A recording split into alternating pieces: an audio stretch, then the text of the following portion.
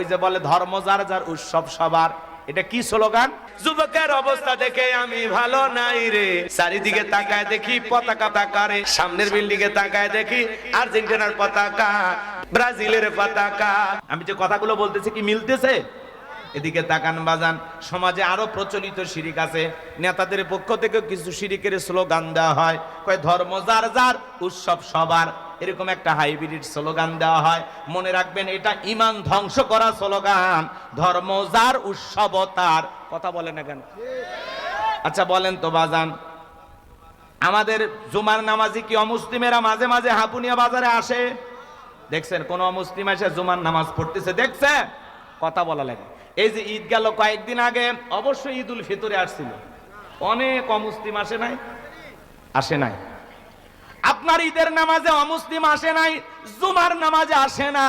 অবশ্যই লাইলাতুল কদরের রাত্রিতে আসছিল, লাইলাতুল বরাতে আসছিল। আপনি মরে গেলে জানাজায় আসে। তাহলে আপনার কোন উৎসবে অমুসলিম আসে না, জুমায় আসে না, জানাজায় আসে না, ঈদের নামাজে আসে না। আর তাদের দুর্গা পূজায় আপনি মুসলমান না গেলে আপনার পেটের ভাত হজম হয় না। আপনি মুসলমান হিসাবে বলেন তো, ওদের দুর্গা পূজায় যাওয়া, ওদের মেলায় যাওয়া জায়েজ না হারাম? আমার দিকে তাকান। ওই যে বলে ধর্ম যার যার উৎসব সবার, এটা কি স্লোগান? কুফরি স্লোগান, ঈমান ধ্বংস করা স্লোগান। ধর্ম যার উৎসব তার। আমার দিকে তাকান, আমার দিকে তাকান, এদিকে তাকান না, কথা কয় আমার দিকে তাকান। এই যুবক এদিকে তাকান। আচ্ছা বলো তো, পুকুর যার মাছ সবার, মানবেন? মানবেন না? ক্ষেত যার ফসল সবার, কথা কয় না, মানবেন? চাকরি যার বেতন সবার, বউ যার হক সবার, মানবেন? মানবেন না? তার মানে কি? পুকুর যার মাছ তার, ক্ষেত যার ফসল তার, চাকরি যার বেতন তার, বউ যার হক তার, ধর্ম যার উৎসব তার। ধর্ম যার যার উৎসব তার তার। হিন্দুদের উৎসব হিন্দুদের কাছে, বৌদ্ধদের উৎসব বৌদ্ধদের কাছে, খ্রিস্টানদের উৎসব খ্রিস্টানদের কাছে, মুসলমানের উৎসব সবার কাছে। আমাদের ধর্মীয় উৎসব পালন করা দেখে অমুসলিমেরা কালেমা পড়ে মুসলমান হতে পারে। যে মুসলমানদের আনুষ্ঠানিকতা এত সুন্দর, এত ভালো দেখে তাদের ভিতরে পরিবর্তন আসতে পারে, হেদায়েত পাইতে পারে, আমাদের দেখে তারা শিখবে। কিন্তু যেখানে দুর্গা পূজায় প্রতিমা বানাইয়া আল্লাহর সাথে ডাইরেক্ট শিরিক করা হচ্ছে, সেখানে কোনো মুসলমান যেতে পারে না। ওখানে যখন তখন আল্লাহর গজব পড়তে পারে। কথা বলে ঠিক কিনা? এই জন্য দুর্গা পূজার মেলায় যাওয়া মুসলমানের জন্য জায়েজ না হারাম? এরপরে এক শ্রেণীর মানুষ দেখবেন বউ বাচ্চা নিয়ে মোটর সাইকেল নিয়ে যাইতেছে, আর কয় হুজুরে হলে ওয়াজ করে, ওগুলো শুনে লাভ আছে? মেয়েটা কান্নাকাটি করতেছে, বউ বাচ্চা কান্নাকাটি করতেছে, তখন কি করে? বউ বাচ্চার সাথে নিয়ে যায় আর গান গায়, মেলায় যাই রে, মেলায় যাই রে। আছে না? না। বর্তমান পৃথিবীর ডাক্তার গবেষণা করে বলতেছে বাজান, সন্তান যখন মায়ের গর্ভে চলে আসে, ৩-৪ মাস মা খাইতে পারে না, মার বমি বমি ভাব হয়, খাবার রুচিটা নষ্ট হয়ে যায়। আপনি আমি মায়ের গর্ভে ছিলাম, যেই জায়গাটা মাত্র 10 ইঞ্চি, জোরে বলেন কয় ইঞ্চি? সন্তানের বয়স যখন 6 মাস হয়ে যায়, সন্তান এই 10 ইঞ্চি জায়গা পুরোটা কভার করে ফেলে দেয়। সন্তানের থাকার মতো জায়গা আর মায়ের পেটে থাকে না।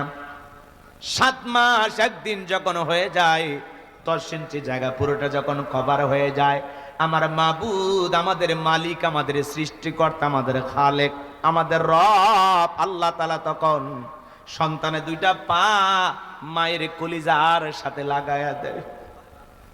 বর্তমান পৃথিবীর ডাক্তার গবেষণা করে বলতেছে বাজান, একটা সন্তান 7 মাস থেকে ভূমিষ্ঠ হওয়ার আগ পর্যন্ত কমপক্ষে 4 থেকে 5 ইঞ্চি পরিমাণে লম্বা হয় তার পা। এই সন্তান তখন কি করে জানেন? মার কলিজাটা তখন 4-5 ইঞ্চি ওপর দিকে তুলে ধরে থাকে। বর্তমান পৃথিবীর ডাক্তার বলতেছে, যেই সন্তান মায়ের পেটে থাকা অবস্থায় সবচাইতে কম নাড়াচাড়া করে, ওই সন্তানটা মায়ের গর্ভে থাকা অবস্থায় 4,500 বার মায়ের কলিজায় লাথি মারে। আস্তে আস্তে মার পেটটা যখন তরমুজের মতো বড় হয়ে যায়, 8-9 মাস যখন হয়ে যায়, মা ঘুমাইতে পারে না, দেয়ালে পিঠটা লাগায় আর রাতের বেলায় কান্দে। যে মা সন্তান পেটের মধ্যে নিয়ে রাতের বেলায় ঘুমাইতে পারে না, সারা রাত জায়গা নফল নামাজ পড়লে যে সব হয়, মায়ের আমল নামায় আল্লাহ সেই সব লিখে দেয়। বলুন সুবহানাল্লাহ। সন্তান ডেলিভারির সময় যখন চলে আসে, গভীর নিশীতে মা বাবার দুইটা পা জড়ায় কান্দে। মায়ের চোখের পানি যখন বাবার পাকে স্পর্শ করে, বাবা ঘুম থেকে জাগ্রত হয়ে ডেকে বলে, বিবি এত রাতের বেলায় কেন কান্না করো, কি হয়েছে তোমার? ডেকে বলে, স্বামী দীর্ঘদিন আপনার সংসার করলাম, জীবনের প্রথম সন্তান জন্ম দেওয়ার জন্য বাবার বাড়িতে চলে যাব। ও স্বামী, কত মহিলা সন্তান জন্ম দিতে গিয়ে মারা যায়, আমি যদি মারা যাই আমারে তুমি মাফ করে দিও স্বামী, দীর্ঘদিন আপনার সংসার করলাম, বলবে তুমি মাফ করে দেন। এই যে সংসারের চাবি বুঝায় দিলাম গো স্বামী, বেঁচে থাকলে আবারও দেখা হবে, এই কথা বলে মা দাই মারে ঘরে চলে যায়। প্রসবের যাতনায় মা দাঁত মুখ কামড়ায়, চোখের পানি ছেড়ে দিয়া কাঁদে।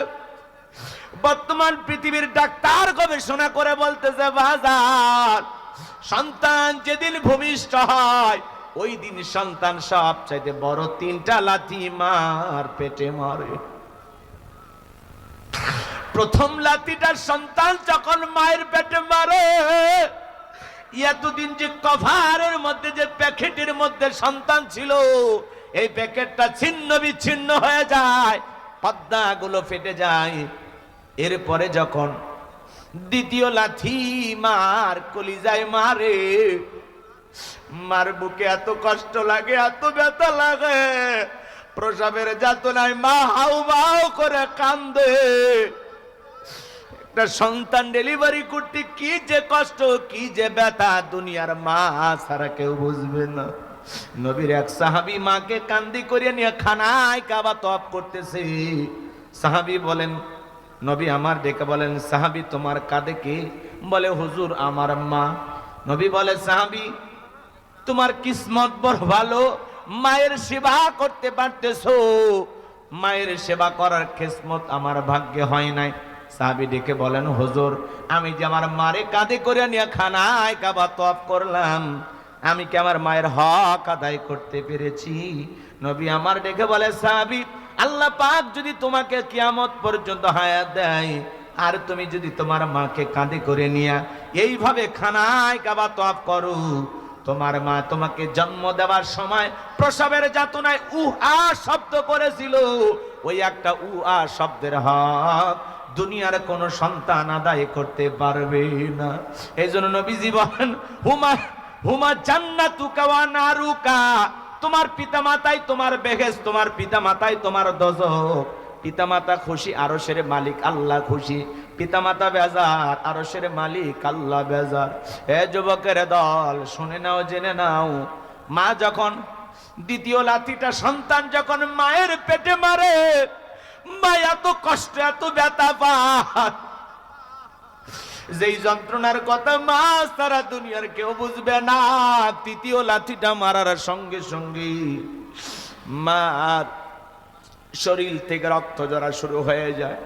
বর্তমান পৃথিবীর ডাক্তার বলতে, সন্তান ডেলিভারির সময় মা কম করে 2.5 কেজি থেকে 2 কেজি 2 কেজি পরিমাণে রক্ত নিজের শরীর থেকে ঢেলে ফেলে দেয়। সন্তান ভূমিষ্ঠ হওয়ার পরে মা যখন জ্ঞান হারায় ফেলে, পৃথিবীর ডাক্তার গবেষণা করে বলতেছে, সন্তান ভূমিষ্ঠ হওয়ার পরে সন্তানের কান্নার আওয়াজ, ওম্মা ওম্মা বলে কান্নার আওয়াজ যত দ্রুত মায়ের কানে পৌঁছায় যাবে, তত দ্রুত মা সুস্থ হয়ে যায়। সন্তানটা যখন জন্ম দুঃখিনী মা কোলের মধ্যে নেয়, গালে বুকে চুমা খায় আর বলে, বাঁচা ধর, তোর মুখটা দেখার পরে গর্ভে রাখার কষ্ট, প্রসবের যাতনা আমি মা সব ভুলে গেলাম। যে মা নিজে না খায় আমাদের মুখে খাবার তুলে দিল রে যুবক, ওই মা বাবার মনে কষ্ট দেওয়া যাবে না।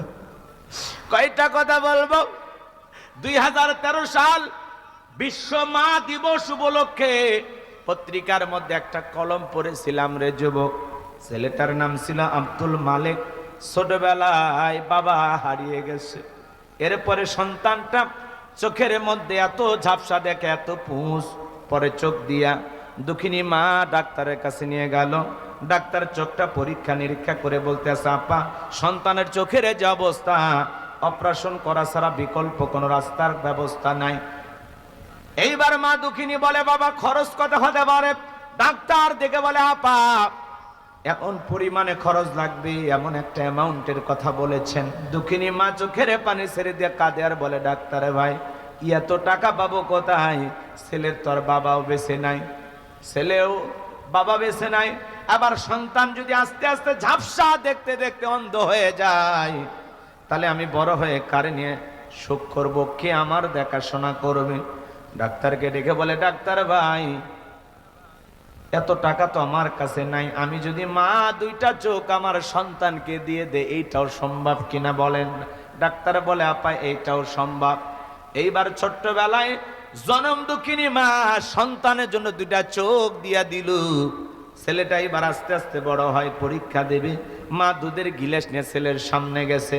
ছেলেটা বলতেছে, মা তোমার চোখ দিয়ে পুষ পরে, পানি পরে, তুমি আমার সামনে বেশি বেশি আসবা না, তোমার চোখের রোগটা আমার চোখেও পার হতে পারে। দুঃখিনী মা মনের কষ্ট মনে রাখে, পৃথিবীর কারো কাছে বলে না। সন্তান যখন পরীক্ষা দিয়ে ভালো রেজাল্ট করার পরে চাকরির সন্তানে ঢাকায় চলে গেল। ঢাকায় গিয়ে চাকরিও পেয়েছে, সুন্দরী নারী দিকে বিবাহ করেছে, কিন্তু গ্রামের বাড়ির দুঃখিনী মায়ের আর কোনো খোঁজ